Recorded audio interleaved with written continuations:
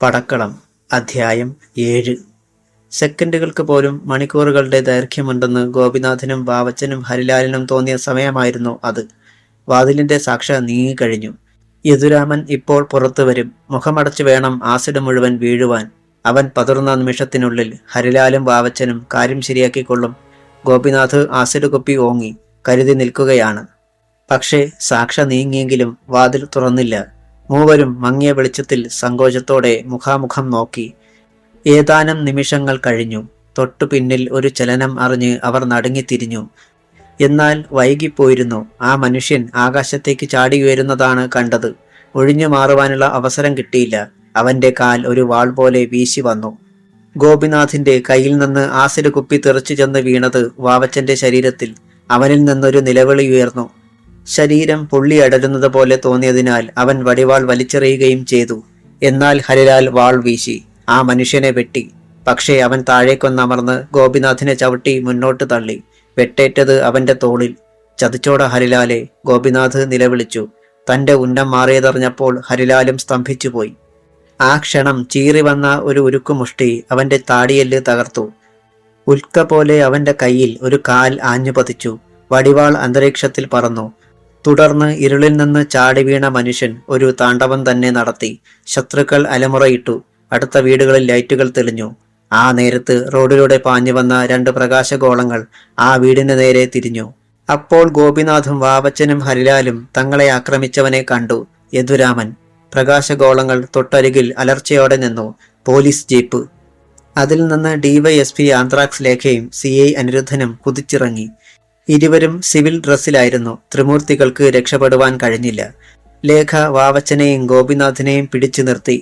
Anirudhan ഹരിലാലിനെയും. Rascals, വീട് കയറി ആക്രമിക്കുന്നോടാ. അവർ സ്തബ്ധരായി. ഇങ്ങനെ ഒരു സംഭവം അവർ സ്വപ്നത്തിൽ പോലും കരുതിയിരുന്നതല്ല. അപ്പോഴേക്കും പുറത്തു നടന്നുകൊണ്ടിരുന്ന കനത്ത പോരാട്ടം ജനാല പഴുതുകളിലൂടെ നെഞ്ചിടിപ്പോടെ നോക്കി നിൽക്കുകയായിരുന്ന പ്രേമചന്ദ്രനും അമൃതയും മറ്റു മക്കളും ഇറങ്ങി വന്നു. കണ്ടില്ലേ സാറന്മാരെ, രാത്രിയിൽ പോലും ഇവന്മാർ ഞങ്ങൾക്ക് സ്വസ്ഥത തരുന്നില്ല. ലേഖ കനപ്പിച്ചൊന്ന് മൂളി. വാസ്തവത്തിൽ പുറത്തേക്കിറങ്ങരുതെന്ന് ഒത്തിരി വിലക്കിയതായിരുന്നു മറ്റുള്ളവർ യദുരാമനെ. പക്ഷേ ഭയന്ന് അകത്തിരുന്നാൽ ഇതൊരു നിത്യസംഭവം ആകുമെന്ന് പറഞ്ഞാണ് അവൻ പിൻവാതിൽ വഴി പുറത്തിറങ്ങിയത്. മുൻവാതിൽക്കൽ ശത്രുക്കൾ തന്നെയാണെന്ന കാര്യത്തിൽ അവന് ഉറപ്പുണ്ടായിരുന്നു. ലേഖ സാർ പറഞ്ഞു വിട്ടയാളാണെന്ന് പറഞ്ഞാണ് ഇവർ വാതിലിൽ മുട്ടിയത്. വിനയ അറിയിച്ചു. നേരാണോടാ? ലേഖ വാവച്ചനെയും ഗോപിനാഥിനെയും ഒന്നു കുലുക്കി മേൽപോട്ടുയർത്തി. ഈ നേരത്തിനുള്ളിൽ അവർ സംയമനം വീണ്ടെടുത്ത് കഴിഞ്ഞിരുന്നു. അത് ഇവര് പറയുന്നതല്ലേ സാറേ? ഗോപിനാഥ് തെല്ലും കൂസാതെ തിരക്കി. എന്നാൽ സത്യം എന്താണെന്ന് ഞാൻ പറയാം. ഇവളുണ്ടല്ലോ, ഈ വിനയ, ഇവള് വിളിച്ചിട്ടാ ഞങ്ങൾ വന്നത്. മിക്കവാറും ഞങ്ങളെ ഇവളിങ്ങനെ വിളിച്ചു വരുത്താറുണ്ട്. പക്ഷെ യദുരാമൻ കണ്ടുപിടിച്ചു. അതാ പ്രശ്നമായത്. ദ്രോഹി. ഒറ്റ അലർച്ചയായിരുന്നു വിനയ. ഞൊടിയിടയിൽ മുന്നോട്ട് കുതിച്ച അവൾ അവന്റെ ഷട്ടിൽ കുത്തിപ്പിടിച്ചു. പറയട ചെറുത്താനെ, ഞാൻ വിളിച്ചിട്ടാണോടാ നിങ്ങൾ വന്നത്? നേരത്തെ നിങ്ങൾ ഞാനിങ്ങനെ വിളിച്ചു വരുത്തിയിട്ടുണ്ടോടാ? ജീപ്പിന്റെ ഹെഡ് ലൈറ്റുകളുടെ വെളിച്ചത്തിൽ അവളുടെ കവിളിലൂടെ ഒലിച്ചിറങ്ങിയ കണ്ണുനീർ തിളങ്ങി. വിനയെ, വിടടി. ലേഖ അവളെ പിടിച്ചു മാറ്റി. അവൾ നിലവിളിച്ചുകൊണ്ട് അകത്തേക്ക് ഓടിപ്പോയി. കാര്യം മനസ്സിലായല്ലോ. അപ്പോഴിനി ഞങ്ങൾക്ക് പോകാമല്ലോ സാറേ. വിജയഭാവത്തിൽ ഗോപിനാഥ് ചിരിച്ചു. പോകാമടാ, നിന്റെയൊന്നും വീട്ടിലേക്കല്ല, ഇരുമ്പഴിക്കുള്ളിലേക്ക്. പറഞ്ഞതും അവന്റെ പിടിവിട്ട് ലേഖ കൈ നിവർത്ത് ഒറ്റയടിയായിരുന്നു.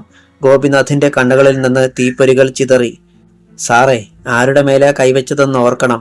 1ന് 10 തിരിച്ചു തരും ഞങ്ങൾ. അവൻ പല്ലുകൾ കടിച്ചമർത്തി. എന്നാൽ അത് തന്നെയൊന്ന് കാണട്ടടാ. ലേഖ കാൽമുട്ട് മടക്കി അവന്റെ അടിവയറ്റിലിടിച്ചു. ഒരു മിസൈൽ വന്ന് തറച്ചതുപോലെ അവൻ നിലവിളിച്ചു.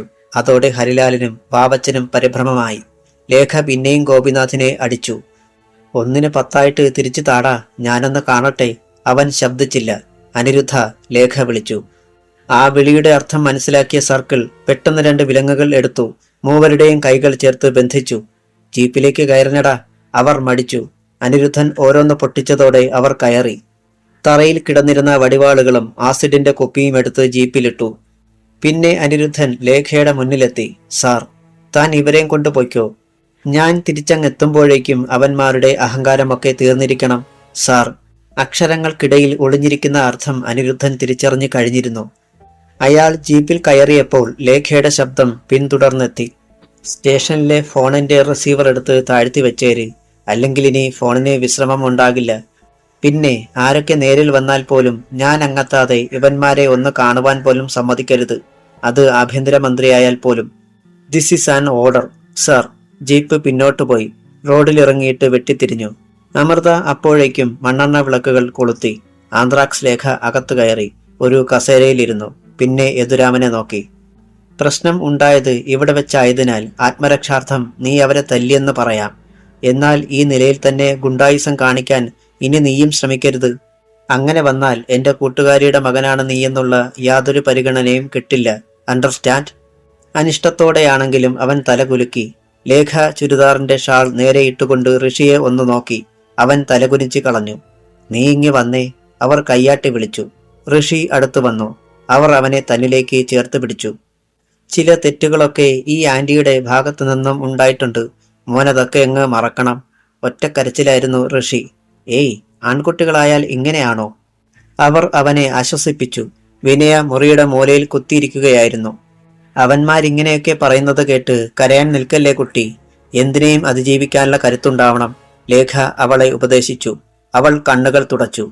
അമൃത അപ്പോഴേക്കും കാപ്പിയിട്ട് കൊണ്ടുവന്ന് കൂട്ടുകാരിക്ക് കൊടുത്തു. പിന്നെ കുശലാന്വേഷണങ്ങൾ.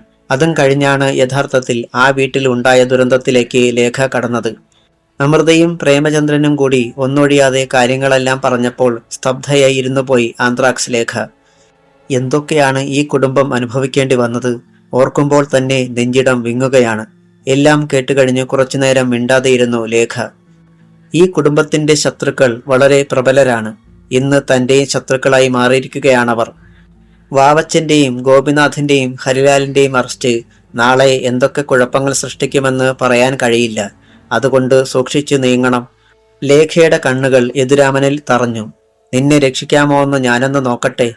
ഏതായാലും തീർത്തു പറയുവാൻ എനിക്കാവില്ല. അവർ എന്താണ് ഉദ്ദേശിക്കുന്നതെന്ന് ആർക്കും വ്യക്തമായില്ലെങ്കിലും ആ വാക്കുകൾ ആ കുടുംബത്തിലെ ഓരോ അംഗത്തിന്റെയും കാതിൽ തേൻമഴയായി പെയ്തിറങ്ങി. ലേഖ എഴുന്നേറ്റു. അമൃതയുടെ കരം കവർന്നു. കുന്നു കഴിഞ്ഞൊരു താഴ്വരയുള്ളതുപോലെ നിന്റെ ഈ പ്രശ്നങ്ങളൊക്കെ തീരുമടി.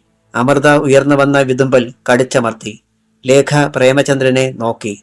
എന്നെ ക്വാർട്ടേഴ്സിൽ വരെ ഒന്ന് കൊണ്ടുവിടാമോ മിസ്റ്റർ പ്രേമചന്ദ്രൻ? വിടാം സാർ. അയാൾ വേഷം മാറി തയ്യാറായി. എല്ലാവരോടും യാത്ര പറഞ്ഞ ലേഖ ടെമ്പോ വാനിൽ കടന്നിരുന്നു. ഡോർ തുറന്ന് പോകാതിരിക്കാനായി പ്രേമചന്ദ്രൻ അത് കെട്ടിവെച്ചു. തിരികെ വരുമ്പോൾ പപ്പയ്ക്ക് ഒരു കൂട്ടിനായി ഋഷിയും പിന്നിൽ കയറി. വാൻ കണ്ണിൽ നിന്ന് അകന്നു. ഈശ്വരനാണ് ലേഖയെ ഇവിടെ എത്തിച്ചതെന്ന് അവർക്ക് തോന്നി. വാൻ മണപ്പള്ളി പിന്നിട്ടു. റോഡും പരിസരവുമെല്ലാം തീർത്തും വിജനം. ആരും ഒന്നും സംസാരിച്ചില്ല. കുറെ കൂടി മുന്നോട്ടു പോയി കഴിഞ്ഞപ്പോൾ ഇടതുഭാഗത്തെ റോഡിലൂടെ വന്ന ഒരു ലോറി അവർക്ക് മുന്നിൽ കയറി. ടാർപോളിനിട്ട് അതിലെന്തോ മൂടി പൊതിഞ്ഞിട്ടുണ്ടായിരുന്നു. വല്ലാത്തൊരു തരം ദുർഗന്ധം. അതെന്തെന്ന ഭാവത്തിൽ നെറ്റി ചുളിച്ചുകൊണ്ട് ലേഖ പ്രേമചന്ദ്രനെ നോക്കി. തോല് ഗംഗാധരന്റെ വീട്ടിൽ നിന്ന് വരുന്ന ലോറിയ. ആടുമാടുകളുടെ തോല അതിൽ, അയാൾ അറിയിച്ചു. പെട്ടെന്ന് ആന്ത്രാക്സ് ലേഖയുടെ തലച്ചോറിനുള്ളിൽ ഒരു മിന്നലുണ്ടായി. തോല് ഗംഗാധരന്റെ ലോറി. പ്രേമചന്ദ്ര, തിടുക്കത്തിൽ അവൾ വിളിച്ചു. ലോറി പട്ടണം വിട്ടു പോകാൻ അവസരം കൊടുക്കരുത്. അതിനു മുമ്പ് മുന്നിൽ കയറി തടയണം. എന്തിനാ സാറേ? അത് വഴിയെ മനസ്സിലാകും. പ്രേമചന്ദ്രൻ ഉണർന്നു. സിരകളിൽ ഒരു ഉന്മേഷം. അയാൾ ആക്സിലേറ്റർ ഞെരിച്ചു. ലോറിയും നല്ല സ്പീഡിൽ ആയിരുന്നു. പലവട്ടം അയാൾ ലൈറ്റ് ഡിമ്മും ബ്രൈറ്റും ഇട്ടു. പക്ഷേ കടന്നു പോകുവാൻ ലോറി ഡ്രൈവർ ഇടം കൊടുത്തില്ല. മാത്രമല്ല ലോറിയുടെ വേഗത ഏറുകയും ചെയ്തു. വിട്ടുകൊടുക്കാൻ പ്രേമചന്ദ്രനും ഒരുക്കമല്ലായിരുന്നു. വളവുകൾ വെട്ടിത്തിരിഞ്ഞു. ഗട്ടറുകൾ ശ്രദ്ധിച്ചതേയില്ല. പലവട്ടം അവർ മേലേക്കുയർന്ന് സീറ്റിലേക്ക് വീണു. ലേഖ വേഗം സെൽഫോൺ എടുത്ത് നമ്പറുകളിൽ കുത്തി. ആർക്കോ ചില നിർദ്ദേശങ്ങൾ നൽകി. ലോറിയും തൊട്ടു പിന്നിൽ തന്നെ ടെമ്പോയും പട്ടണത്തോടടുക്കാറായി. പെട്ടെന്ന് മുന്നിൽ റോഡ് രണ്ടായി പിരിയുകയാണ്. ലോറി എങ്ങോട്ടാണ് തിരിയുന്നത് എന്നതിന് ഡ്രൈവർ സിഗ്നൽ ലൈറ്റ് ഇട്ടില്ല. അത് ഇടത്തേക്ക് തിരിയുന്നതായി ഭാവിച്ചിട്ട് ഞൊടിയിടയിൽ വലത്തേക്ക് വെട്ടിത്തിരിഞ്ഞു. പ്രേമചന്ദ്രൻ ഇടത്തേക്ക് തിരിഞ്ഞ ടെമ്പോ വാൻ ചവിട്ടി നിർത്തി പിന്നോട്ടെടുത്തു. ആ നിമിഷം ലോറിക്ക് എതിരെ ഒരു പോലീസ് ജീപ്പ് പാഞ്ഞു വന്നു. അത് വെട്ടിത്തിരിഞ്ഞ് റോഡിന് കുറുകെ നിന്നു. ലോറിയുടെ ബ്രേക്ക് അലറുന്ന ശബ്ദം ആ പ്രദേശമാകെ മുഴങ്ങി. ടയർ കരിഞ്ഞ ഗന്ധം അന്തരീക്ഷത്തിൽ പടർന്നു. പോലീസ് ജീപ്പ് കണ്ട ഡ്രൈവർ ലോറി പിന്നോട്ടെടുക്കാൻ ശ്രമിച്ചു. പക്ഷേ പ്രേമചന്ദ്രൻ അപ്പോഴേക്കും വാൻ നീക്കി നിർത്തി. ലോറി വാനിനും ജീപ്പിനും ഇടയിൽ കുരുങ്ങി. റാസ്കൽ, ഗർജിച്ചുകൊണ്ട് പ്രേമചന്ദ്രൻ കെട്ടിവെച്ചിരുന്ന ചരട് വലിച്ചു പറിച്ച് ആന്ത്രാക്സ് ലേഖ ഡോർ തള്ളി തുറന്നു. പിന്നെ കൊടുങ്കാറ്റ് പോലെ പുറത്തേക്ക് കുതിച്ചു. അധ്യായം 8. ഡിവൈഎസ്പി ആന്ത്രാക്സ് ലേഖ ലോറിയുടെ ഡ്രൈവിംഗ് സീറ്റിന് താഴെ റോഡിൽ കുതിച്ചെത്തിയപ്പോഴേക്കും മുന്നിൽ മാർഗതടസ്സം സൃഷ്ടിച്ചു നിന്ന പോലീസ് ജീപ്പിൽ നിന്ന് സർക്കിൾ ഇൻസ്പെക്ടർ അനിരുദ്ധനും ലോറിക്ക് മറുഭാഗത്തെ വാതിലിന് താഴെ എത്തിക്കഴിഞ്ഞിരുന്നു. ഇങ്ങോട്ടിറങ്ങടാ! ലേഖയുടെ ശബ്ദം ഇരുളിൽ ഒരു ഗർജനമായി ഉയർന്നു. ലോറി ഡ്രൈവർ തല പുറത്തേക്ക് നീട്ടി. ഇന്ന് തന്നെ മംഗലാപുരത്ത് എത്താനുള്ള ലോഡാ സാറേ. അതൊക്കെ അങ്ങെത്തുമടാ. അവർ ഡോർ വലിച്ചു തുറന്നു. ഇറങ്ങടാ! എന്തോ പിറുപിറുത്തുകൊണ്ട് ഡ്രൈവർ ഇറങ്ങി. എന്താടാ, നിനക്ക് ഞാൻ പറഞ്ഞത് ഇഷ്ടമായില്ലേ? ചോദിച്ചതോടൊപ്പം ലേഖ കൈ നിവർത്തി അയാളുടെ കരണത്തൊന്ന് കൊടുത്തിട്ട് ലോറിയുടെ വെളിച്ചത്തിലേക്ക് തള്ളി. അനിരുദ്ധനും ക്ലീനറെ വലിച്ച് പുറത്തിട്ട് കഴിഞ്ഞിരുന്നു. എന്താടാ സൈഡ് ചോദിച്ചിട്ട് തരാഞ്ഞത്? അവർ ഡ്രൈവറുടെ ഷർട്ടിൽ കുത്തിപ്പിടിച്ച് ഒന്ന് കുലുക്കി. വേഗം പോകേണ്ടതുകൊണ്ടാ, അയാൾ അലക്ഷ്യഭാവത്തിൽ പറഞ്ഞു. ലേഖയുടെ കണ്ണുകൾ കുറുകി. അയാളുടെ ധിക്കാരഭാവം കണ്ടപ്പോൾ അവരുടെ പെരുവിരൽ മുതൽ ഒരു തരിപ്പ് മുകളിലേക്ക് അരിച്ചു കയറുവാൻ തുടങ്ങിയിരുന്നു. പ്രേമചന്ദ്രനും ഋഷിയും വാനിൽ നിന്നിറങ്ങി വെറും കാഴ്ചക്കാരായി നോക്കി നിന്നു. വാസ്തവത്തിൽ ലേഖ ഈ ലോറി തടഞ്ഞത് എന്തിനാണെന്ന് അവർക്കും അറിയില്ലായിരുന്നു. എന്താടാ ലോറിയില്? ലേഖ അപ്പോൾ ഡ്രൈവറോട് ചോദിക്കുകയായിരുന്നു. ഗംഗാധരൻ മുതലാളിയുടെ ലോഡാ. വെറുതെ അലമ്പുണ്ടാക്കണ്ട സാറേ. അയാൾ പറഞ്ഞു നിർത്തും മുൻപ് ലേഖയുടെ മടക്കിയ കാൽമുട്ട് ഒരു മിന്നൽ പിണരായി മുകളിലേക്കുയർന്നു. അയ്യോ! കണ്ണ് തള്ളിപ്പോയി ഡ്രൈവറിന്. ഗംഗാധരന്റെ ലോഡോ? അങ്ങനെ മുഴുത്തതെന്താടാ അയാൾക്കുള്ളത് ഈ ലോറിയിൽ കൊള്ളാൻ തക്കവണ്ണം? മറുപടി പറയാനാവാതെ അടിവയറ്റിൽ കൈ അമർത്തിക്കൊണ്ട് ഡ്രൈവർ റോഡിലേക്കിരുന്നു പോയി. അനിരുദ്ധൻ ക്ലീനറുടെ നേരെ തിരിഞ്ഞു. നീ പറയടാ, എന്താ ഇതില്? ഡ്രൈവർക്ക് തല്ല് കിട്ടുന്നത് കണ്ടപ്പോഴേ പതറിപ്പോയിരുന്നു ക്ലീനർ. തൊലിയാ സാറേ, അയാൾ പെട്ടെന്ന് പറഞ്ഞു. തൊലിയോ? ആ, തോല് കച്ചവടമല്ലേ ഗംഗാധരൻ മുതലാളിക്ക്. I C. എന്തിന്റെയൊക്കെ തോലുണ്ടടാ ഇതില്? ആടുമാടുകളുടെ. അനിരുദ്ധൻ ലേഖയെ നോക്കി. ലേഖ ഒരു നിമിഷം എന്തോ ആലോചിച്ചു നിന്നു. അനിരുദ്ധ സാർ, ഡ്രൈവറെ ലോറിയിൽ കയറ്റി നിങ്ങളും കൂടി കയറിക്കോ. നേരെ പോലീസ് സ്റ്റേഷനിലേക്ക്. സാർ. പെട്ടെന്ന് ഡ്രൈവർ ചാടി എഴുന്നേറ്റു. സാറേ, വെറുതെ പ്രശ്നമുണ്ടാക്കല്ലേ. ഗംഗാധരൻ മുതലാളി വലിയ പിടിപാടുള്ള ആളാണേ. നാളെ നേരം വെളുക്കുമ്പം ലോഡ് മംഗലാപുരത്തെത്തിയില്ലേല് സംഗതി കൊനഷ്ടാകുമേ. അയാൾ മടിയിൽ നിന്ന് മൊബൈൽ ഫോൺ എടുത്തു. നമ്പറുകളിൽ വിരൽ അമർത്തുവാൻ ഭാവിച്ചതോടെ ലേഖ അത് പിടിച്ചു വാങ്ങി ഓഫ് ചെയ്തു വെച്ചു. കേറടാ ലോറിയില് എന്ന് പറഞ്ഞ് അയാളെ പിടിച്ചു തള്ളി. വന്യമൃഗം മുരളും പോലെ ഒരു ശബ്ദം അയാളിൽ നിന്നുണ്ടായി. അണപ്പല്ലുകൾ കടിച്ചമർത്തിക്കൊണ്ടാണ് അയാൾ അതിൽ കയറിയത്. ഒപ്പം അനിരുദ്ധനും കയറി. ഇനി നിങ്ങൾക്ക് മടങ്ങാം, ലേഖ പ്രേമചന്ദ്രനെയും ഋഷിയുടെയും അടുത്ത് വന്ന് പറഞ്ഞു. എന്തോ ചോദിക്കണമെന്നുണ്ടായിരുന്നു പ്രേമചന്ദ്രന്. പക്ഷേ അതിനിടം കൊടുക്കാതെ ലേഖ തിരിഞ്ഞു. ക്ലീനറെ ജീപ്പിൽ കയറ്റി വിലങ്ങിട്ട് ഇരുത്തിയിരിക്കുകയായിരുന്നു. അനിരുദ്ധൻ വന്ന ജീപ്പിൽ ലേഖ കയറി. അതിന് പിന്നാലെ ലോറിയും നീങ്ങി. ലോറി ഡ്രൈവറുടെ കണ്ണുകളിൽ ഇതിനിടെ പാറി വീണ തീപ്പൊരി തിളക്കം അനിരുദ്ധൻ കണ്ടില്ല. സാധാരണ വേഗതയിലായിരുന്നു രണ്ട് വാഹനങ്ങളും. എന്നാൽ പെട്ടെന്ന് ലോറിക്ക് വേഗതയേറി. ഭയാനകമായ ഒരു മുരൾച്ചയോടെ ലോറി ജീപ്പിന് നേരെ കുതിച്ചു. അതെന്തിനാണെന്ന് ജീപ്പിന്റെ പിന്നിലിരുന്ന ക്ലീനർ തിരിച്ചറിഞ്ഞു. തന്റെ ജീവനും. അയ്യോ, കൊല്ലാൻ വരുന്നേ! ഒറ്റ നിലവിളിയായിരുന്നു ക്ലീനർ. ലേഖ ഞെട്ടിത്തിരിഞ്ഞു. ആസന്നമായ അപകടം ഒരു മാത്രക്കുള്ളിൽ തിരിച്ചറിഞ്ഞ അവർ ജീപ്പ് വെട്ടിച്ചു മാറ്റിക്കൊണ്ട് ആക്സിലേറ്റർ ഞെരിച്ചതും ഒപ്പം കഴിഞ്ഞു. വെടിയുണ്ടയുടെ വേഗത്തിൽ ജീപ്പ് തെന്നിമാറി. അനിരുദ്ധന് കാര്യം പിടികിട്ടിയപ്പോഴേക്കും കൈപ്പത്തി കൊണ്ട് ഡ്രൈവറുടെ കഴുത്തിൽ ഒറ്റയടിയായിരുന്നു. അയാൾ സ്റ്റിയറിംഗ് വീലിലേക്ക് കമിഴ്ന്നു. ലോറി തൊട്ടടുത്ത് നിന്നിരുന്ന ടെലിഫോൺ പോസ്റ്റ് ഇടിച്ചു തെറിപ്പിച്ചു കളഞ്ഞു. പിന്നെ ബ്രേക്കലറി നിന്നു. ലേഖ ജീപ്പ് നിർത്തി ചാടിയിറങ്ങി. അപ്പോൾ അനിരുദ്ധൻ പ്രതീക്ഷിക്കാത്ത ഒന്ന് നടന്നു. ഡ്രൈവർ ഒരു വലിയ സ്പാനർ വലിച്ചെടുത്തു അനിരുദ്ധന്റെ തലയ്ക്ക് ഒറ്റയടി. ഹാ! വല്ലാത്തൊരു ശബ്ദം അനിരുദ്ധന്റെ കണ്ഠത്തിൽ നിന്ന് ഉയർന്നു. തലയ്ക്കുള്ളിൽ ആകെ ഒരു പെരുപ്പ്. കണ്ണുകൾക്ക് മുന്നിലെ കാഴ്ച ഒന്ന് മങ്ങി. ഡ്രൈവർ ഡോർ തുറന്ന് റോഡിലേക്ക് ചാടി. സ്റ്റോപ്പ്! ഓടിയെത്തുന്നതിനിടയിൽ ലേഖ അലറി. നീ പോടി പുല്ലേ! അയാൾ ഇരുളിലേക്ക് കുതിച്ചു. എന്നാൽ ഒരു പെൺപുലിയായി അയാൾക്ക് മേൽ പറന്നു വീണു ലേഖ. അയാൾ കമിഴ്ന്ന് വീണുപോയി. മുഖം ശക്തിയിൽ തറയിലിടിച്ചു. അവിടെ നിന്ന് എഴുന്നേൽക്കുവാൻ ഡ്രൈവർക്ക് കഴിഞ്ഞില്ല. ലേഖയുടെ മടക്കിയ കൈമുട്ട് അയാളുടെ പുറത്ത് ആഞ്ഞാഞ്ഞ് പതിച്ചു. ഒപ്പം പിന്നിൽ നിന്ന് രണ്ട് ചിവികളും തീർത്തടക്കം രണ്ട് പൊട്ടീര് കൂടി കൊടുത്തതോടെ അയാൾ തീർത്തും അവശനായി. ലേഖ അയാളുടെ കൈകൾ പിന്നിലേക്ക് പിടിച്ചു തിരിച്ചു. പിന്നെ തന്റെ ചുരിദാറിന്റെ ഷാൾ കൊണ്ട് കെട്ടി. എന്റെ പിടിയിന്ന് രക്ഷപ്പെട്ടു പോകാമെന്ന് കരുതിയോടാ നീ? നട്ടല്ലിന്റെ പുറത്ത് ആഞ്ഞൊരു ചവിട്ടുകൂടി കൊടുത്തുകൊണ്ടായിരുന്നു ലേഖയുടെ ചോദ്യം. അയാൾ ഞരങ്ങി.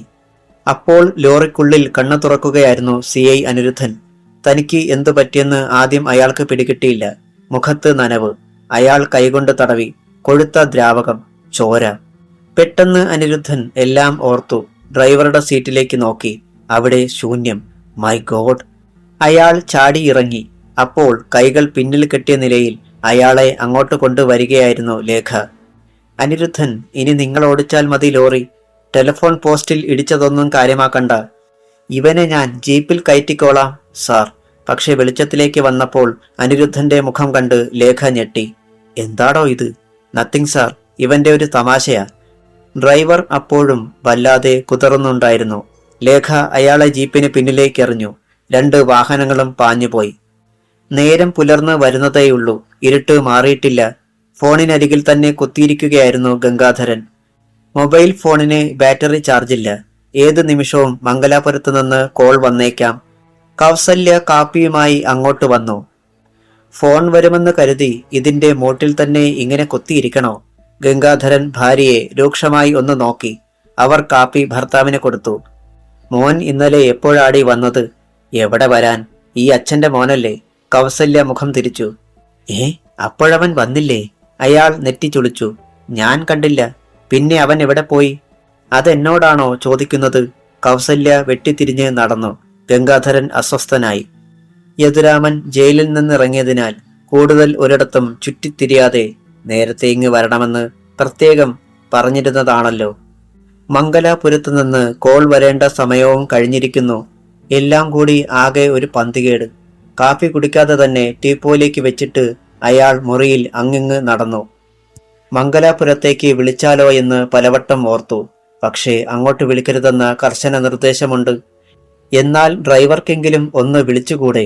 എവിടെ വരെ എത്തിയെന്നെങ്കിലും പറഞ്ഞുകൂടെ? ആ നാറിയുടെ കയ്യിലാണെങ്കിൽ സെല്ല് ഉണ്ടുതാനും. സമയം കഴിയുകയാണ്. നേരം ശരിക്കും പുലർന്നു. ഗംഗാധരന്റെ ഫോൺ ശബ്ദിച്ചു. അയാൾ വേഗം ചെന്ന് റിസീവർ എടുത്തു. ഹലോ, ഞാനാടോ വാസു. ഹരിലാലിന്റെ അച്ഛന്റെ ശബ്ദം. ഗംഗാധരന് ആകെ ചൊറിഞ്ഞു കയറി. അപ്പോൾ റിസീവറിലൂടെ പിന്നെയും വാക്കുകൾ തെറിച്ചു വീണു. ഗോപിനാഥ് അവിടെ ഉണ്ടോടോ? ഹരിമോൻ ഇന്നലെ രാത്രിയിൽ വന്നിട്ടില്ല. വാവച്ചനും അങ്ങ് ചെന്നിട്ടില്ലെന്ന് ഈട്ടിക്കാടൻ വിളിച്ചു പറഞ്ഞു. ഗോപിമോനും വന്നില്ലടോ. പറയുമ്പോൾ ഗംഗാധരന്റെ തലച്ചോറിൽ ഒരു കരിന്തേൽ കുത്തിപ്പുളഞ്ഞു. എങ്കിൽ 3 കൂടി എങ്ങോട്ടോ പോയി കാണും. എന്നാൽ ഈ കഴിവേറുകൾക്ക് ഒന്ന് വിളിച്ചു പറയുകയെങ്കിലും ചെയ്തുകൂടെ? ഞാൻ ഏതായാലും ഒന്ന് അന്വേഷിക്കാം. വാസു ഫോൺ വെച്ചു. കുട്ടികൾക്ക് എന്തെങ്കിലും അപകടം? ഗംഗാധരന് സംശയമായി. എന്തിനും ഒന്ന് പുറത്തേക്കിറങ്ങണമെങ്കിൽ മംഗലാപുരത്ത് നിന്ന് മെസ്സേജ് കിട്ടണം. പെട്ടെന്ന് ഗേറ്റ് കടന്നു വരുന്ന വാഹനങ്ങളുടെ ഒച്ച. റിസീവർ വെച്ചിട്ട് തിടുക്കത്തിൽ ഗംഗാധരൻ ചെന്ന് വാതിൽ തുറന്നു. അയാളുടെ ഹൃദയം പിളർന്ന് നടുക്കത്തിന്റെ കൊടുവാൾ പാഞ്ഞു. പോലീസ് വാഹനങ്ങൾ. അവയിൽ നിന്ന് കാക്കിപ്പട ചാടിയിറങ്ങി. ഗംഗാധരന് വാതിലടയ്ക്കാൻ കഴിയും മുൻപ് DYSP ആന്ത്രാക്സ് ലേഖ സിറ്റൌട്ടിൽ എത്തിക്കഴിഞ്ഞു. ഗംഗാധരൻ പെട്ടെന്ന് ഭാവം മാറ്റി സിറ്റൌട്ടിലേക്ക് ഇറങ്ങിച്ചെന്നു. എന്താ ലേഖ സാറേ ഇത്ര രാവിലെ? കുറച്ചുകൂടി നേരത്തെ വരേണ്ടതായിരുന്നു. പിന്നെ നേരം വെളുക്കട്ടെ എന്ന് കരുതിയതാ. ഗൗരവത്തിലുള്ള മറുപടി. ഗംഗാധരൻ ഒന്നുകൂടി ഞെട്ടി. തന്റെ മകൻ എന്തെങ്കിലും കുഴപ്പമുണ്ടാക്കിയോ? അതോ? സാർ ഇരിക്ക്. അയാൾ പണിപ്പെട്ട് മുഖത്തൊരു ചിരി വരുത്തി. സോറി, അതിനുള്ള നേരമില്ല മിസ്റ്റർ ഗംഗാധരൻ. തൽക്കാലം നിങ്ങൾ ഞങ്ങളുടെ കൂടെ വരണം. എവിടേക്ക്? പോലീസ് സ്റ്റേഷൻ വരെ തൽക്കാലം. അതിനുശേഷം എന്തു വേണമെന്ന് നമുക്ക് ആലോചിക്കാം. ഗംഗാധരന്റെ ഭാവവും പതുക്കെ മാറിത്തുടങ്ങി. എന്താ കാര്യം? അതൊക്കെ പലതുണ്ട്. എല്ലാം അങ്ങ് ചെന്നിട്ട് പറയാം സാവകാശത്തിൽ. ഓഹോ, കാര്യം എന്താണെന്ന് പറയാതെ ഞാൻ വന്നില്ലെങ്കിലോ? കൊണ്ടുപോകാതിരിക്കാൻ കഴിയില്ലല്ലോ ഞങ്ങൾക്ക്. അല്ലെങ്കിൽ പിന്നെ ഇത്രയും രാവിലെ ഇങ്ങോട്ട് വരണമായിരുന്നോ? ലേഖ ഒരു ചുവടുകൂടി മുന്നോട്ടെടുത്തു. അത് ശരി. ഗംഗാധരൻ ജുബ്ബയുടെ കൈ ഒന്ന് തെറുത്തു വെച്ചു. ലേഖ സാറ് പോയാട്ടെ. ഇതാള് വേറെയാ, തൊട്ടാൽ പൊള്ളും. അയാൾ അവരെ അവഗണിച്ച് അകത്തേക്ക് പോകുവാൻ തിരിഞ്ഞു. ലേഖ അയാളുടെ തോളിൽ കൈവച്ചു. You are under arrest. അയാൾ ആ കൈ തട്ടിക്കളഞ്ഞു. എന്തിന്? അത് പറയാം, ഇപ്പോൾ വരണം. അങ്ങ് കോത്താഴത്തങ്ങ് ചെന്ന് പറഞ്ഞാൽ മതി. നീ ആരെന്നാടി കരുതിയത്? അയാൾ പൊട്ടിത്തെറിച്ചു. നിന്നെ ഇങ്ങോട്ട് കെട്ടിയിടിപ്പിച്ചത് ഞങ്ങളാ.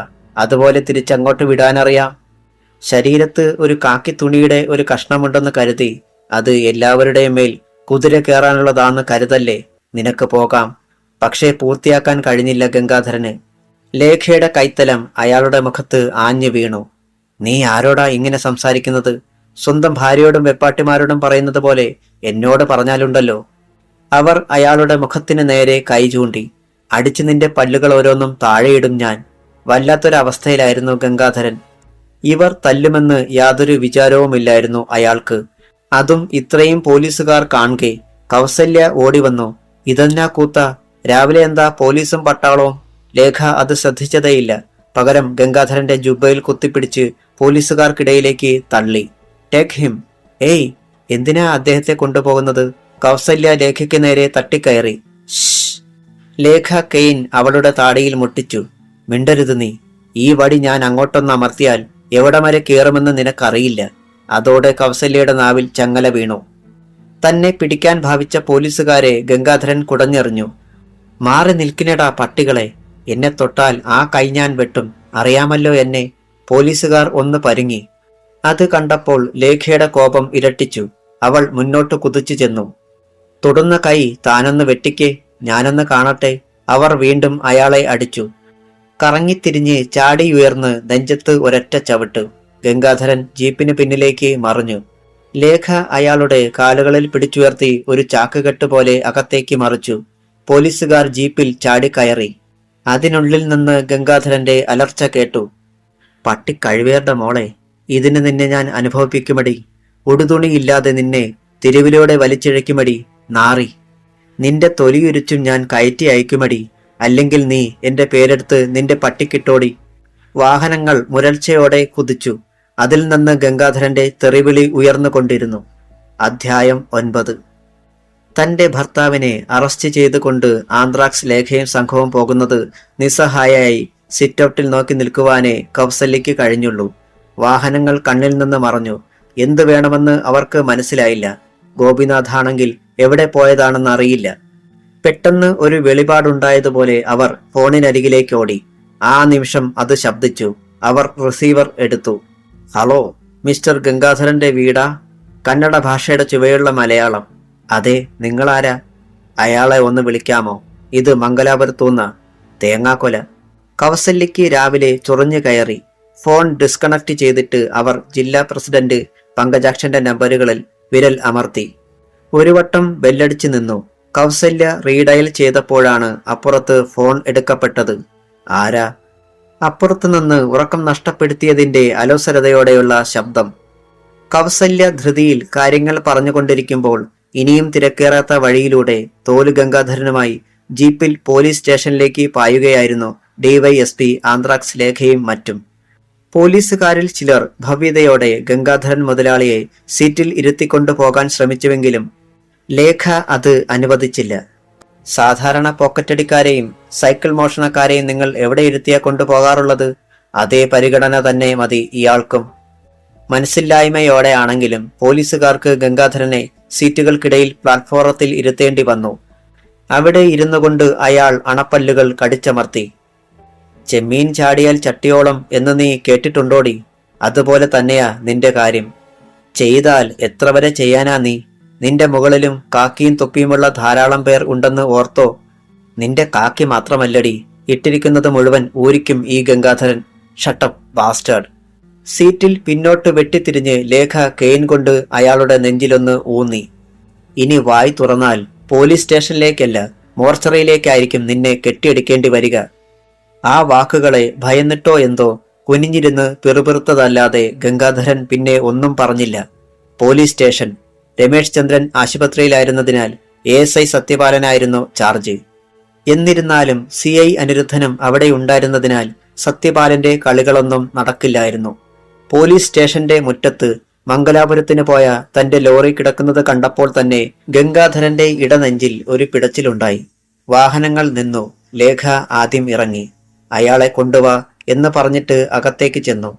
അനിരുദ്ധനും സത്യപാലനും സല്യൂട്ട് നൽകി. SIയുടെ മേശപ്പുറത്തിരുന്ന ടെലിഫോണിന്റെ റിസീവർ എടുത്ത് താഴ്ത്തി വെച്ചിരിക്കുന്നത് ലേഖ കണ്ടു. അവളുടെ മുഖത്ത് സംതൃപ്തിയുടെ ഒരു ചിരിയുണ്ടായി. ഗംഗാധരനെ പോലീസുകാർ അകത്തേക്ക് കൊണ്ടുവന്നു. മുറിയുടെ മൂലയിൽ കൈകൾ കഴുത്തിലേക്ക് പിണച്ചു പിടിച്ചു നിൽക്കുന്ന തന്റെ ഡ്രൈവറെയും ക്ലീനറെയും കണ്ടപ്പോൾ പരിസരം മറന്ന് ഗംഗാധരന്റെ ഒച്ചയുയർന്നു. കഴിവറുടെ മോന്മാരെ, നിന്നെയൊക്കെ ഞങ്ങളൊന്നും അറിഞ്ഞതല്ല മുതലാളി. ക്ലീനർ കൈകൂപ്പി. നോ, നിങ്ങൾ തമ്മിൽ ഒരു സംസാരം വേണ്ട. ലേഖ ഇടപെട്ടു. കത്തുന്ന ഭാവത്തിൽ ASI സത്യപാലനെ ഒന്ന് നോക്കിയിട്ട് അടുത്ത് കിടന്നിരുന്ന ഒരു കസേര വലിച്ചിട്ട് അതിൽ ഇരിക്കാൻ ഭാവിക്കുകയായിരുന്നു ഗംഗാധരൻ. എന്നാൽ പിന്നിൽ നിന്ന് CI അനിരുദ്ധൻ കസേര വലിച്ചു കളഞ്ഞു. ഗംഗാധരൻ മലർന്നടിച്ച് താഴെ. ആ രംഗം കണ്ടപ്പോൾ തങ്ങളുടെ അവസ്ഥ മറന്നിട്ട് പോലും ക്ലീനർക്കും ചിരിപൊട്ടി. അവിടെ നിന്ന് ചാടി എണീറ്റ ഗംഗാധരൻ രോഷത്തോടെ അനിരുദ്ധന് നേരെ കൈ ചൂണ്ടി അലറി. ഭ, പോക്രി കഴിവേറി, തെമ്മാടിത്തരം കാണിക്കുന്നോടാ. ഞാൻ ആരാണെന്നറിയാമല്ലോ നിനക്ക്. അനിരുദ്ധൻ മറുപടി പറഞ്ഞില്ല. പകരം കൈ നിവർത്തി ഒറ്റയടിയായിരുന്നു ഗംഗാധരന്റെ ഇടത് ചെവി അടക്കം. വല്ലാത്തൊരു നിലവിളിയോടെ അയാളൊന്ന് വട്ടം കറങ്ങി. ഇടത് കാതിനുള്ളിൽ വിമാനത്തിൻ്റെതുപോലെ ഒരിരമ്പൽ. നീ ആരാണെന്ന് എനിക്ക് മനസ്സിലായതിന്റെ സമ്മാനമാടാ ഇത്. അച്ഛാ. പെട്ടെന്ന് ഒരു വിളി കേട്ടപ്പോൾ മറ്റെല്ലാം മറന്ന് ഗംഗാധരൻ വെട്ടിത്തിരിഞ്ഞു. ഗോപിനാഥിന്റെ ശബ്ദമാണല്ലോ. സെല്ലിനുള്ളിൽ നിന്ന് ഒരു കൈ പുറത്തേക്ക് നീണ്ട് തന്നെ മാടി വിളിക്കുന്നത് കണ്ട് പോലീസുകാർക്കിടയിലൂടെ അയാൾ അവിടെ ഓടിയെത്തി. സെല്ലിനുള്ളിലെ കാഴ്ച കണ്ടപ്പോൾ ഹൃദയം പിളർന്ന് ഒരു ബുള്ളറ്റ് ചീറിയതുപോലെ അയാൾ പിടഞ്ഞു. തന്റെ പൊന്നുമോൻ ഗോപിനാഥ്. അവന്റെ കൂട്ടുകാർ വാവച്ചനും ഹരിലാലുമുണ്ട്. മൂവർക്കും ഷഡ്ഡി മാത്രമാണ് വേഷം. മൂവർക്കും നിവർന്നു നിൽക്കുവാൻ തന്നെ ഏറെ ബുദ്ധിമുട്ട്. മാത്രമല്ല, ഗോപിനാഥിന്റെ തോളിൽ ഒരു മുറിവ്. ശരീരത്ത് ചോരയുണങ്ങി കട്ട പിടിച്ചിരിക്കുന്നു. വാവച്ചന്റെ ശരീരത്തിന്റെ ഒരു ഭാഗം പൊള്ളിയടർന്നു നിൽക്കുന്നു. ഒരു നിമിഷം കൊണ്ട് ഗംഗാധരൻ എല്ലാം കണ്ടറിഞ്ഞു. പോലീസുകാർ തന്റെ മകനെയും കൂട്ടുകാരെയും മർദ്ദിച്ച് അവശരാക്കിയിരിക്കുന്നു. അച്ഛാ. ഗോപിനാഥിന്റെ ദയനീയമായ ശബ്ദം കേട്ടപ്പോൾ ഒരു നടുക്കത്തിൽ അയാൾ ഉണർന്നു. ഞങ്ങളെ ഒന്ന് രക്ഷപ്പെടുത്തുക അച്ഛാ. ആരാ നിങ്ങളെ ഇവിടെ കൊണ്ടുവന്നത്? അവൻ ലേഖയ്ക്കും അനിരുദ്ധനും നേർക്ക് കൈ ചൂണ്ടി. ഗംഗാധരൻ അവർക്ക് നേരെ ഇരട്ടിക്കോപത്തോടെ പാഞ്ഞു വന്നു. എന്താ നിങ്ങളുടെ ഉള്ളിലിരിപ്പ്? ഞങ്ങളെ ഓരോരുത്തരെയായി കള്ളക്കേസിൽ കുടുക്കി അകത്താക്കിയേക്കാമെന്ന് നിങ്ങൾ ആർക്കെങ്കിലും വാക്ക് കൊടുത്തിട്ടുണ്ടോ? ഇല്ല. എന്താ കൊടുക്കണോ? ലേഖ തിരക്കി. പരിഹസിക്കുകയാണല്ലേ? എങ്കിൽ പറ, എന്റെ പിള്ളേർ എന്ത് തെറ്റാ ചെയ്തത്? അത് അവര് തന്നെ പറഞ്ഞുകൊള്ളും. ഇപ്പോഴല്ല, സമയമാകുമ്പോൾ. ഒരു തേർഡ് റേറ്റ് ക്രിമിനലിനോട് മറ്റുള്ള ക്രിമിനൽസിന്റെയൊക്കെ കാര്യങ്ങൾ പറഞ്ഞു തരണമെന്ന് ഒരു പീനൽ കോഡിലും പറഞ്ഞിട്ടില്ല. ഞാൻ ഗോപിനാഥിന്റെ അച്ഛനാണ്. I C. 10 ഗുണം 10 ഗുണം. പിന്നെ അവനെങ്ങനെ നേരെയാകും? ലേഖയോട് എന്തു പറഞ്ഞിട്ടും കാര്യമില്ലെന്ന് തോന്നിയ അയാൾ സ്വന്തം വലതു കൈ ചുരുട്ടി ഇടതു കൈയിൽ ഇടിച്ചു. എങ്കിൽ എന്റെ പേരിലുള്ള ചാർജെങ്കിലും പറയാമല്ലോ. ഓ യെസ്, ന്യായമായ ആവശ്യം. ലേഖ പറയുവാൻ ഭാവിക്കുകയായിരുന്നു. പെട്ടെന്നാണ് മുറ്റത്ത് ഒരു അംബാസിഡർ കാർ വന്നു നിന്നതും അതിൽ നിന്ന് ജില്ലാ പ്രസിഡന്റ് പങ്കജാക്ഷൻ ഇറങ്ങി കൊടുങ്കാറ്റ് പോലെ അകത്തേക്ക് വന്നതും. അയാളെ കണ്ടപ്പോൾ ഗംഗാധരന്റെ മുഖം ഒന്ന് തെളിഞ്ഞു. എന്താ DYSP ഇതൊക്കെ? ഈ നാട്ടിൽ മാന്യന്മാർക്ക് ജീവിക്കാൻ കഴിയില്ലെന്നായോ? പൊതുജനങ്ങളുടെ സ്വത്തിനും ജീവനും സംരക്ഷണം നൽകേണ്ട നിങ്ങൾ തന്നെ ഇങ്ങനെയൊക്കെ ചെയ്യുക എന്ന് പറഞ്ഞാൽ? ഒരു തരം അധികാര ഭാവത്തിലായിരുന്നു അയാളുടെ ചോദ്യം. ഒത്തിരി ചോദ്യങ്ങൾ ഒന്നിച്ചു ചോദിച്ചാൽ പെട്ടെന്ന് ഉത്തരം പറയുവാൻ കഴിയില്ലല്ലോ മിസ്റ്റർ പങ്കജാക്ഷൻ. അവിടെ കിടന്നിരുന്ന കസേരയിൽ ലേഖ ഇരുന്നു. ഇടത് കാലിന് പുറത്തേക്ക് വലത് കാൽ കയറ്റി വെച്ചു. കെയിനിന്റെ ഇരുവശത്തും തെരിപ്പിടിച്ചുകൊണ്ടായിരുന്നു സംസാരിച്ചത്. നിങ്ങൾക്കിപ്പോൾ ഞാൻ കാരണം എന്തുണ്ടായി അത് പറ. ഉണ്ടായത് എനിക്കല്ലെന്ന് അറിയാമല്ലോ. ഇരിക്കാനായി ഒരു കസേരയ്ക്ക് പങ്കജാക്ഷൻ ചുറ്റും നോക്കി. ഇല്ല, ഉള്ളത് മേശകൾക്ക് പിന്നിലാണ്. ലേഖ പെട്ടെന്നിരുന്നതും തന്നെ അപമാനിക്കാൻ തന്നെയാണെന്ന് അയാൾക്ക് ബോധ്യമായി. നിങ്ങൾ കാര്യമെന്താണെന്ന് വെച്ചാൽ തുറന്നു പറയണം. മനസ്സിലിരിപ്പ് അറിയത്തക്ക വിദ്യകളൊന്നും എനിക്കറിയില്ല. രാവിലെ ഒരുപാട് പണിയുള്ളതാണ്. പങ്കജാക്ഷന്റെ നെറ്റി ചുളിഞ്ഞു. കണ്ണുകൾ കുറുകി. എങ്കിൽ പറയാം. ഈ ഗംഗാധരന്റെ കാര്യം തന്നെ. I C. ലേഖ എഴുന്നേറ്റു. ഇടതുകാൽ ഉയർത്തി കസേരയിലേക്ക് ചവിട്ടി. ന്യായമായും നിങ്ങളോട് എനിക്കിതിന് മറുപടി പറയേണ്ട കാര്യമില്ല. ഒന്നാമത് നിങ്ങൾ എന്റെ സീനിയർ ഓഫീസറല്ല, അഡ്വക്കേറ്റുമല്ല. ഞാൻ ആരാണെന്ന് സാറിന് മനസ്സിലാകും. അതിന് ഒരു രാത്രി വന്നു പോകേണ്ട കാര്യമൊന്നുമില്ല. ഏതാനും മിനിറ്റുകൾ മതി. അതെന്തുമാകട്ടെ. ഒരു പാർട്ടിയുടെ ജില്ലാ പ്രസിഡന്റ് എന്ന് പറയുന്നത് ഈ ഇന്ത്യ മഹാരാജ്യത്തിന്റെ പ്രസിഡന്റിന് സമമാണെന്നൊന്നും ഏതായാലും ഞാൻ കരുതുന്നില്ല. ബൈ ദ ബൈ, അത്തരം ഭീഷണികളും മറ്റും അവിടെ നിൽക്കട്ടെ. ഇപ്പോൾ ഈ ഗംഗാധരനെ കുറിച്ച് പറയാം. ഈ ലോറിയിലെ ലോഡിനുള്ളിൽ അർഹതയില്ലാത്തതെന്തൊക്കെയോ ഉണ്ടെന്ന് ഞാൻ സംശയിക്കുന്നു. പങ്കജാക്ഷൻ ഉച്ചത്തിൽ ചിരിച്ചു. ആടുമാടുകളുടെ തോല ഇത് കയറ്റി വിടുന്നതിന് ഗംഗാധരന് ലൈസൻസും ഉണ്ട്. കൃത്യമായിട്ടും സർക്കാരിനും പാർട്ടിക്കും കൊടുക്കാനുള്ളതൊക്കെ ഇയാൾ കൊടുക്കുന്നുമുണ്ട്. അക്കൂട്ടത്തിൽ സാറിനെയും വേണ്ട പോലെ കണ്ടോളാം. മിസ്റ്റർ പങ്കജാക്ഷന് പോകാം. ലേഖയുടെ ശബ്ദം വല്ലാതെ ഉയർന്നു. അല്ലെങ്കിലോടെ തന്നെയും ചുരുട്ടിക്കൂട്ടിയെടുത്ത് ലോക്കപ്പിന്റെ മൂലയിലേക്ക് എറിയും ഞാൻ. പങ്കജാക്ഷന്റെ മുഖത്തെ ചിരി മാഞ്ഞില്ല. അതൊരു പുതിയ അറിവാണല്ലോ. സ്റ്റേഷനിൽ വരുന്നവരെ എല്ലാം എടുത്ത് ലോക്കപ്പിൽ എറിയും അല്ലേ? ഏത് വകുപ്പിൽ? വകുപ്പോ? മറുപടി പറഞ്ഞത് അനിരുദ്ധനാണ്. ഭവനഭേദനത്തിന് പ്രേരിപ്പിക്കൽ, കൊലപാതക ശ്രമം, മാനഭംഗ ശ്രമം, ഇങ്ങനെ ഒരു പാടുണ്ട്. ഇന്നലെ രാത്രിയിൽ ചിലരെ അതിനൊക്കെ പറഞ്ഞു വിട്ടില്ലേ? അവന്മാരകത്തുണ്ട്. കിട്ടേണ്ടത് കിട്ടിക്കഴിഞ്ഞപ്പം നല്ല മണിമണിയായി അവര് എല്ലാം ഇങ്ങനെ പറഞ്ഞു തന്നു. എന്താ അവരുടെ കൂടെ അകത്ത് കിടക്കുന്നോ?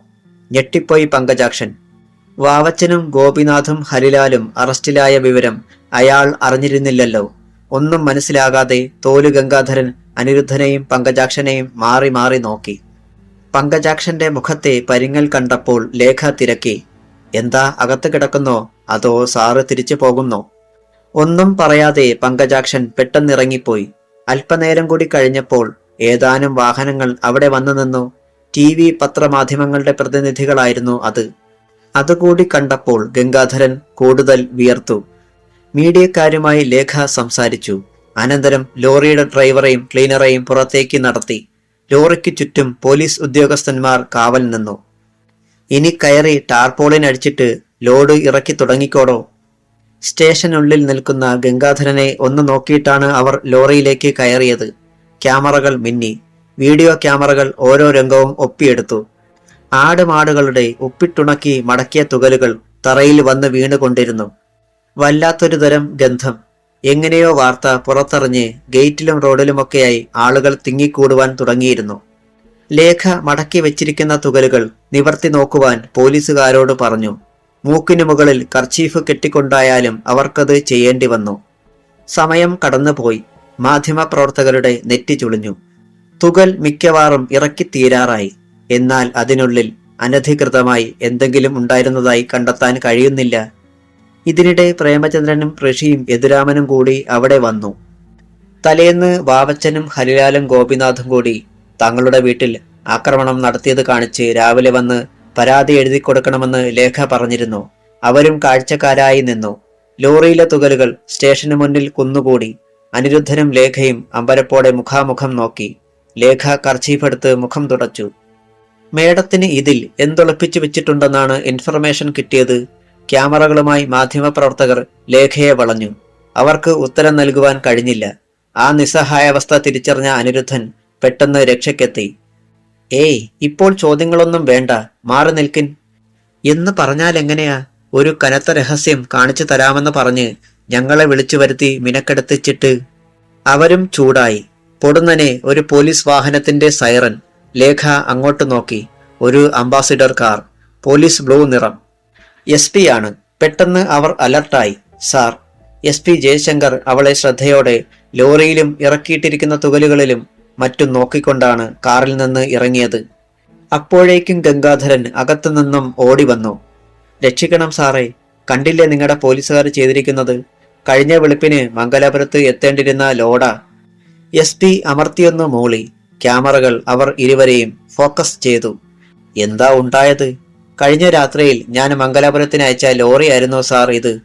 തുടർന്ന് അയാൾ എല്ലാം പറഞ്ഞു. TV കാർ മൈക്രോഫോൺ അയാൾക്ക് മുന്നിലേക്ക് നീട്ടിപ്പിടിച്ചു. എല്ലാം കേട്ടുകഴിഞ്ഞ് ജയശങ്കർ ലേഖയ്ക്ക് നേരെ തിരിഞ്ഞു. ഈ പറഞ്ഞതൊക്കെ ശരിയാണോ സാർ? അത് പിന്നെ അവൾ പരുങ്ങി. No explanation, you are under suspension sir, അവർ അമ്പരന്ന് വിളിച്ചു. പക്ഷേ അത് ശ്രദ്ധിക്കാതെ ജയശങ്കർ TV ക്യാമറയ്ക്ക് നേരെ തിരിഞ്ഞു. തെറ്റ് ചെയ്യുന്നത് പോലീസായാലും സിവിലിയനായാലും ഒരുപോലെയാണ്. ഗംഗാധരന്റെ മുഖം തെളിഞ്ഞു. പ്രേമചന്ദ്രനും മക്കളും വിഷാദമൂകരായി. സാർ, ലേഖ SP-യോട് പിന്നെയും എന്തോ പറയാൻ ഭാവിച്ചു. വേണ്ട, ഇനി എന്തെങ്കിലും പറയാനുണ്ടെങ്കിൽ അത് കാക്കി അഴിച്ചു വെച്ചിട്ട്. അയാൾ പൂർത്തിയാക്കും മുൻപ് അവർ വെട്ടിത്തിരിഞ്ഞു. വിജയഭാവത്തിൽ നിന്നിരുന്ന ലോറി ഡ്രൈവറെ പിടിച്ച് അതിന്റെ ബോഡിയോട് ചേർത്തമർത്തി. അത് കണ്ട് സകലരും ഞെട്ടി. ആർക്കും ഒന്നും പിടികിട്ടിയില്ല. അധ്യായം 10. ലോറി ഡ്രൈവറുടെ കഴുത്തിൽ കുത്തിപ്പിടിച്ചാണ് ഡിവൈഎസ്പി ആന്ത്രാക്സ് ലേഖ അയാളെ ജീപ്പിന്റെ ബോഡിയോട് ചേർത്ത് അമർത്തിയത്. ഒപ്പം അവരുടെ മടക്കിയ കാൽമുട്ട് ഒരാഘാതമായി അയാളുടെ അടിവയർ പിളർത്തി. അലറിപ്പോയി ഡ്രൈവർ. അയാളുടെ കണ്ണുകൾ തുറിച്ചു. മൂവി ക്യാമറകൾ ആ ദൃശ്യത്തിലേക്ക് തിരിഞ്ഞു. പറയടാ, എന്തായിരുന്നു ലോറിയിൽ ഉണ്ടായിരുന്ന രഹസ്യം? ഒന്നുമില്ലായിരുന്നു സാറേ, ഞാൻ സത്യമാണ് പറഞ്ഞത്. നിലവിളിച്ചുകൊണ്ട് അയാൾ കൈകൂപ്പി. പക്ഷേ ലേഖ അത് വിശ്വസിച്ചില്ല. അവരുടെ ചുരുട്ടിയ വലത് കൈത്തലം അയാളുടെ നെഞ്ചിൻ കൂട് തകർത്തു. പറയടാ. അപ്പോഴേക്കും SP ജയശങ്കർ ഇടപെട്ടു. ലേഖ, അയാളെ വിടൂ. This is an order. No sir. അവൾ അതേ വാചകത്തിൽ തിരിച്ചടിച്ചു. എനിക്കുറപ്പുണ്ട്, ഈ ലോറിയിൽ എന്തോ രഹസ്യമുണ്ടായിരുന്നു. എന്നിട്ടെവിടെ? അത് ഞാൻ ഇവനെ കൊണ്ട് പറയിപ്പിക്കാം സാർ. വേണ്ട. സസ്പെൻഷനിലായ നീ ഇയാളെ എന്റെ മുന്നിൽ വെച്ച് തന്നെ മൃഗീയമായി മർദ്ദിച്ചു. ഈ നിമിഷം തന്നെ നിന്നെ അറസ്റ്റ് ചെയ്ത് ലോക്കപ്പിലാക്കുവാനും എന്നേക്കുമായി നിന്നെ സർവീസിൽ നിന്ന് പുറത്താക്കുവാനും ഇത് കാരണമാണ്. ജയശങ്കർ മുന്നോട്ട് വന്നു. U are under arrest sir. പക്ഷേ അതിനു മുൻപ് ഞാൻ സത്യം തെളിയിക്കാം. വേണ്ടെന്ന് പറഞ്ഞില്ലേ? അത് സാറിന്റെ കാര്യം, ഇത് എന്റെ കാര്യം. ജോലി നഷ്ടപ്പെട്ടാലും എനിക്കെന്റെ മനസാക്ഷിയോട് നീതി പുലർത്തിയേ പറ്റൂ. സാറിന് ഈ ഗംഗാധരനെ രക്ഷിക്കണമെങ്കിൽ അതിന് എന്നെ കുറ്റവാളിയാക്കണമെന്നില്ല. അത്രയും പേരുടെ മുന്നിൽ വെച്ച് അവൾ അങ്ങനെ പറഞ്ഞപ്പോൾ മുഖത്ത് കാർക്കിച്ചവൾ തുപ്പിയ അനുഭവമാണ് SP-ക്കുണ്ടായത്. അത് അയാളുടെ രോഷത്തെ ഇരട്ടിപ്പിച്ചു. നീ അനുസരിക്കില്ല അല്ലേടി എന്നലറിക്കൊണ്ട് അയാൾ കൈ നിവർത്തി അവരുടെ കരണത്തടിച്ചു. പക്ഷേ ലേഖ താഴേക്ക് കുനിഞ്ഞുകളഞ്ഞു. ഒപ്പം തന്റെ അരയിലെ തുകൽ ഉറയിൽ നിന്ന് റിവോൾവർ വലിച്ചെടുത്ത് SP-ക്ക് നേരെ ചൂണ്ടി. പാടില്ല സാർ. മേലും കീഴും നോക്കത്തില്ല ഞാൻ. മേല് നൊന്താൽ പിന്നെ എനിക്ക് എന്നെ തന്നെ നിയന്ത്രിക്കാൻ കഴിയില്ല. ഒരു ഗ്ലാസ് ഭിത്തിയിൽ മുട്ടിയതുപോലെ നിന്നുപോയി ജയശങ്കർ. ലേഖയുടെ ആ മുഖഭാവത്തിൽ നിന്ന് എന്തും ചെയ്യുവാൻ മടിയില്ലെന്ന് സൈക്കോളജി ശരിക്കറിയാവുന്ന ജയശങ്കർക്ക് ബോധ്യമായി. റിവോൾവറുമായി ലേഖ ഡ്രൈവറുടെ നേരെ തിരിഞ്ഞു. അതിന്റെ ബാരൽ അയാളുടെ നെറ്റിയിൽ ചേർത്ത് വെച്ചു. മരിക്കാൻ ഒരുങ്ങിക്കോ നീ. ഇത്രയും മീഡിയക്കാരുടെ മുന്നിൽ വെച്ച് മരിക്കുന്നത് തന്നെ ഒരു അന്തസ്സാടാ. TV-യിലും പത്രങ്ങളിലുമൊക്കെ നല്ല കവറേജ് കിട്ടും. ഡ്രൈവർ വിറയ്ക്കാൻ തുടങ്ങി. എന്റെ പൊന്നു സാറേ, ആ പെണ്ണുപിള്ള ഡ്രൈവറെ കൊല്ലും. തോല് ഗംഗാധരൻ വേവലാതിയോടെ SP-യോട് പറഞ്ഞു. എന്നാൽ അയാൾ പ്രതികരിക്കാതെ ലേഖയുടെ ഓരോ ചലനവും ശ്രദ്ധിച്ചു നിൽക്കുകയായിരുന്നു. മരിക്കണ്ടെങ്കിൽ വേഗം പറഞ്ഞോടാ. എന്തായിരുന്നു ഈ ലോറിയിൽ ഉണ്ടായിരുന്ന രഹസ്യം? അവരുടെ കൈവിരൽ ട്രിഗറിലേക്ക് തെന്നി നീങ്ങിയപ്പോൾ അറിയാതെ ഡ്രൈവറുടെ കണ്ണുകൾ ലോറിയുടെ ക്യാബിനിന് പിന്നിലേക്ക് ചെന്നു. അത്രയും മതിയായിരുന്നു ലേഖയ്ക്ക്. ഡ്രൈവറെ ഒരു വശത്തേക്ക് തള്ളി. അനിരുദ്ധ എന്ന് വിളിച്ചിട്ട് ലോറിയിലേക്ക് ചാടിക്കയറി.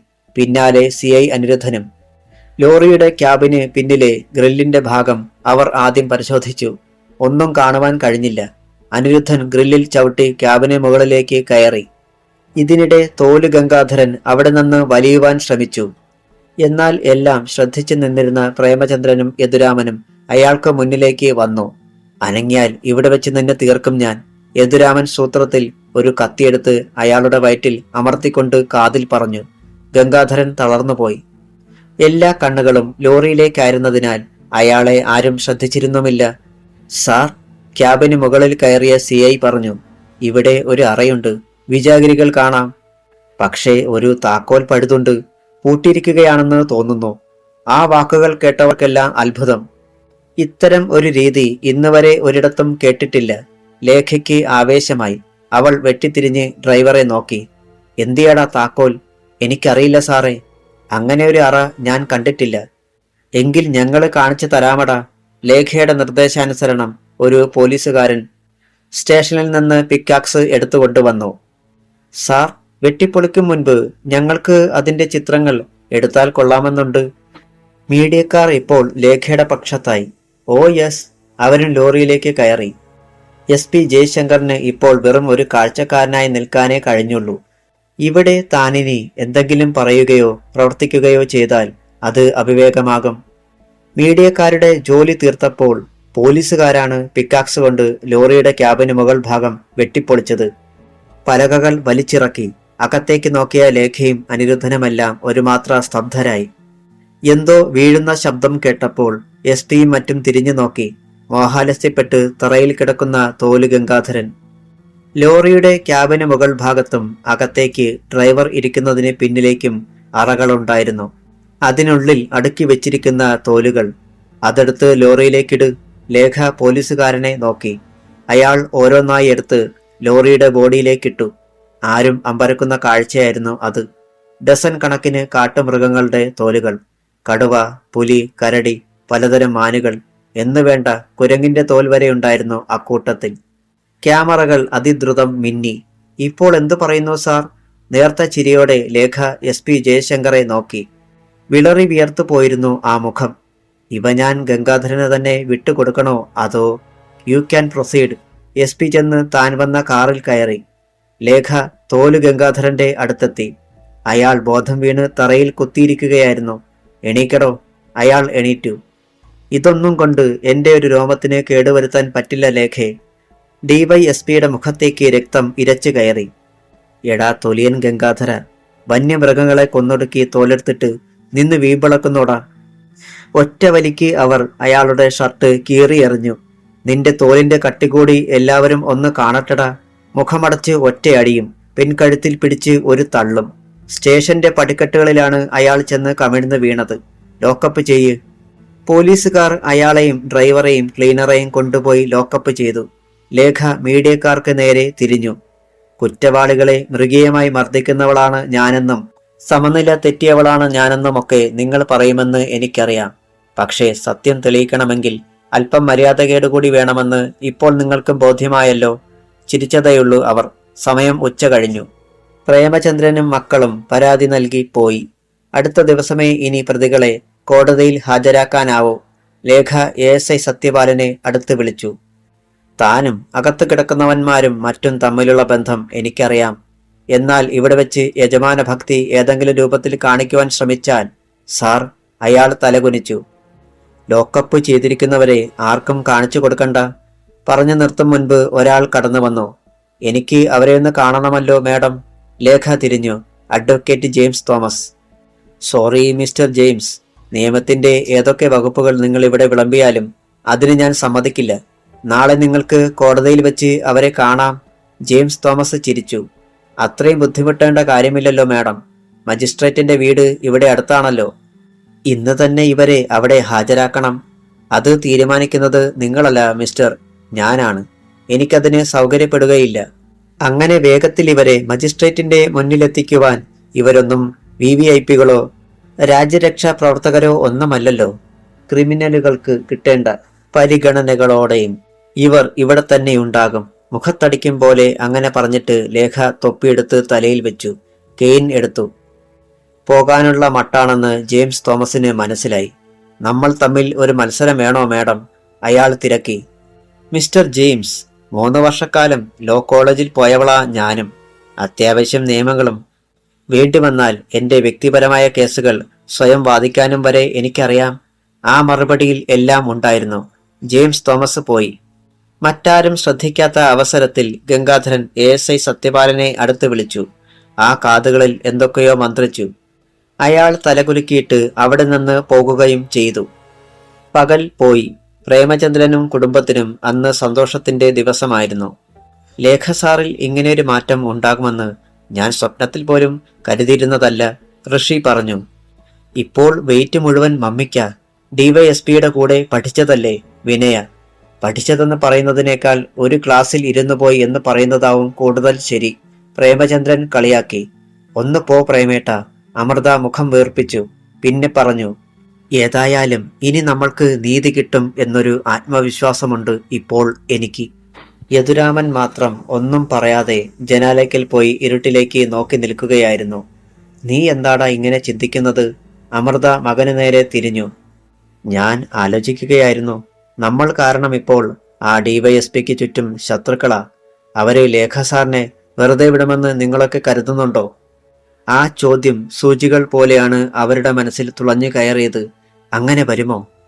അവരുടെ മനസ്സിൽ അസ്വസ്ഥതയുടെ വിത്തുകൾ വീണ് പൊട്ടിമുളയ്ക്കാൻ തുടങ്ങി. യദുരാമന്റെ സംശയം ശരി തന്നെയായിരുന്നു. അപ്പോൾ ജില്ലാ പ്രസിഡന്റ് പങ്കജാക്ഷന്റെ മുന്നിൽ ചീങ്കണ്ണി പരമോ ഉണ്ടായിരുന്നു. ഒരു കുപ്പി മദ്യം ഒറ്റയിരിപ്പിൽ അകത്താക്കിയിട്ട് അയാൾ വറുത്ത ആട്ടിറച്ചി വാരി തിന്നുകയായിരുന്നു. അത് കണ്ടപ്പോൾ പങ്കജാക്ഷന് മനം പുരട്ടി. കാരണം എല്ലിൻ കഷണങ്ങൾ വേസ്റ്റ് പാത്രത്തിലിടാതെ അയാൾ ടീപ്പോയിലും തറയിലുമൊക്കെ അലക്ഷ്യമായി ഇടുകയായിരുന്നു. എന്നാൽ ഒന്നും പുറത്തു കാണിക്കാൻ പറ്റില്ലല്ലോ. ഒരു കുപ്പി കുടിച്ചിട്ടും പരമുവിന്റെ കണ്ണുകൾ ചുവന്നു എന്നതിനപ്പുറം യാതൊരു ഭാവഭേദവും കണ്ടില്ല. എങ്കിൽ ഞാനിറങ്ങുക പങ്കജാക്ഷൻ സാറേ. എല്ലാം പറഞ്ഞതുപോലെ തന്നെ. പരമു എഴുന്നേറ്റു. വിരലുകൾ നക്കി. ശരി. അയാൾ പോയി. അല്പം കഴിഞ്ഞപ്പോൾ ബുള്ളറ്റ് സ്റ്റാർട്ടായി. പങ്കജാക്ഷൻ ജനാലയ്ക്കൽ ചെന്ന് നിന്ന് നോക്കി.